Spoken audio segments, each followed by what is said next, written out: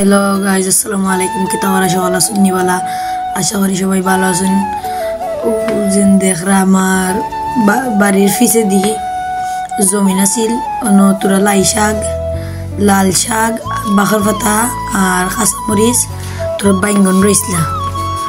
তে কয়েকদিন ধরে রোদ দিল, ওইরা মাটি একবারে শুকনো হয়ে গেছে। আর তাই আখটা মনে হয়েছে ওই পানি দিলে কি একটু খেতেইব, মাটিটা খসখস হইব, পাতার গাছটা একটু শক্তি পাইব। তার লাগে আমি দানের বড় একটা ডেগ আনছি, ডেগ ভরছি পানি দিব। তো ভিডিও দেখাইতে পারছি না। আর আস্তে লাই শাক সব প্রথম দিলাম, এর বাদে আমি আস্তে আস্তে দিমু, ওবাদি দিম লাল শাক ছিটিয়ে ছিটিয়ে দিলিমু। আর সকলে কিতা করুন আছেন খেয়ে লেখান লাই শাক এরা কমেন্ট করে জানাবেন।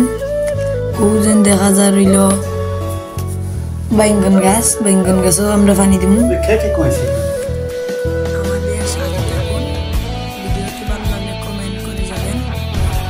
তো এখন সাথে থাকবা, আমরা কিতা কিতা করি সবাই দেখতে থাকবা। এখন আমরা পানি দিচ্ছি বালা,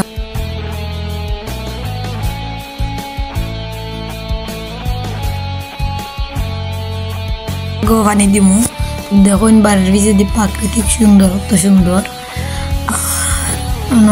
পানি দিলাম, বাঘর পাতা বেশি হয়েছে না হয়েছিল, আর যা খেতে হয়েছে এটা রই দিই তো সব মরে গেছে। আর ওই দিয়ে আমরা গাঙ্গের হফার খুব সুন্দর একটা। এখন আমি আস্তে আস্তে ভিডিও শেষ করিলিমু। লাইক, সাবস্ক্রাইব, কমেন্ট করে যাবেন, আর ভিডিওটি বলে যাবেন কি রকম হয়েছে। ভালো থাকবে।